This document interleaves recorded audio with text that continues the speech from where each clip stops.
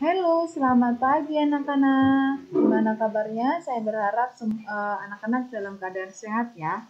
Baiklah, hari ini kita akan membahas tentang relasi dan fungsi part 2 ya. Oke, untuk lebih jelasnya, fungsi apa sih fungsi?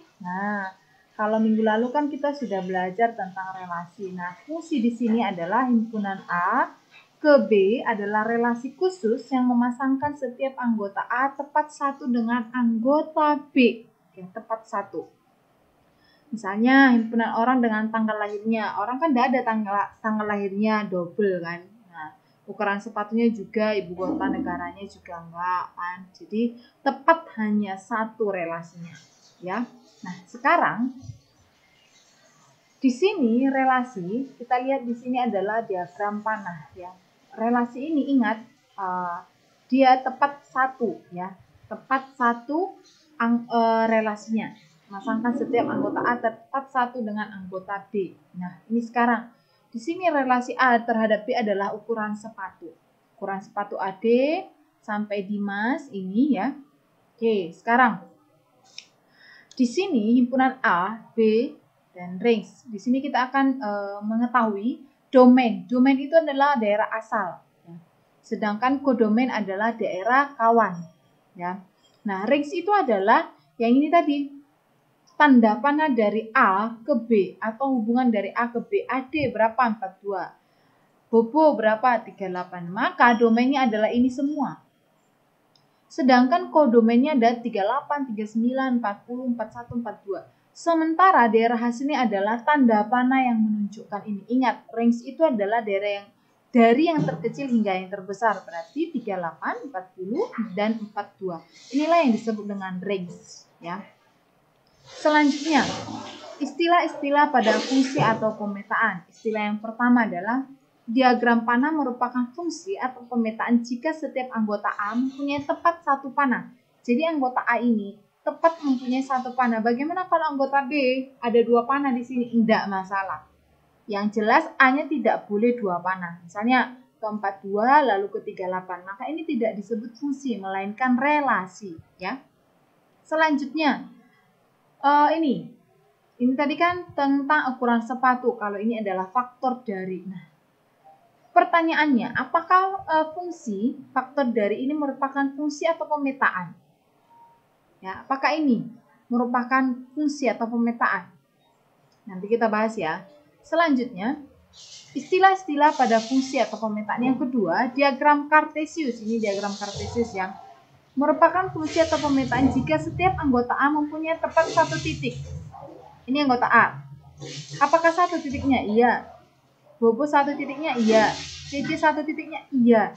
Dimas satu titiknya? Iya. Ya. Jadi A ini harus satu titiknya. Tidak boleh di sini 38, di sini 40 ya. Gitu. Nah, sekarang yang tadi masih faktor dari dengan menggunakan diagram Kartesius. Apakah 2 ini merupakan fungsi? Apakah 3 ini juga? Apakah 5 juga? Nanti kita bahas ya.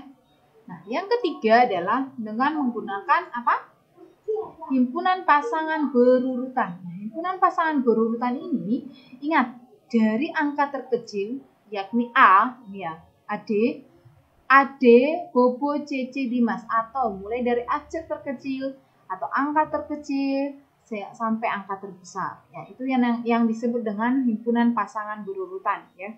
Kalau misalnya ini Bu beda, ini 42, 38, 38, 42. Bahkan enggak masalah 42 dulu, yang B-nya enggak masalah.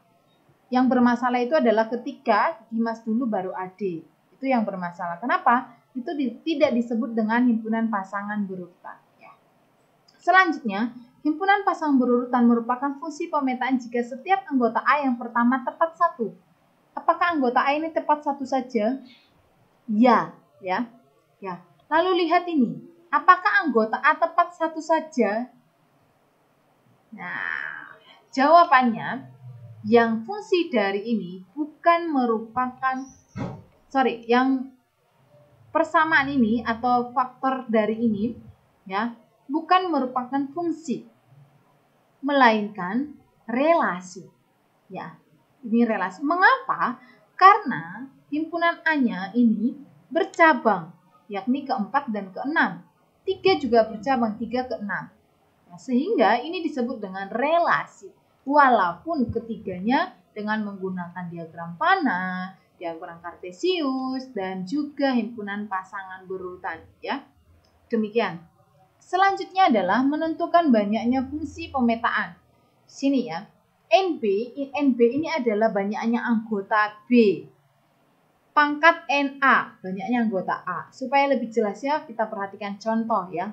Himpunan A adalah ABC, B, P, Q, R, S.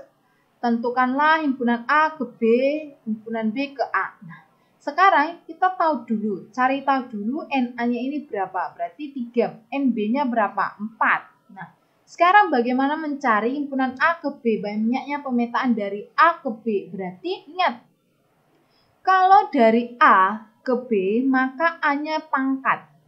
Ya, dari A ke B. Lalu bagaimana kebalikannya, Bu? Dari B ke A, berarti B-nya yang pangkat. Intinya kalau A ini, kalau yang pertama A berarti itu pangkat. Kalau yang pertama B berarti pangkat. Nah, di sini sudah jelas ya. NB pangkat NA. NB pangkat NA. NB-nya berapa? 4. 4 pangkat 3 berarti 4 kali 4 kali 4 64 ya. Karena 16 kali 4 adalah 64. Sama dengan NB. Ya, banyaknya pemetaan dari B ke A berarti NA ini salah ya. Karena B-nya yang pangkat ya. Maka NA pangkat NB. NA-nya berapa? 3.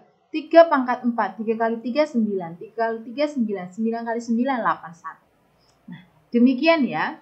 Nah, sampai di sini pertemuan kita. Jangan lupa lihat Google Classroom-nya karena akan ada setelah ini tugas dari Irma. Oke, sekian pertemuan kita pada pagi hari ini. Terima kasih semuanya. Tuhan memberkati. Jangan lupa tugasnya dikerjakan.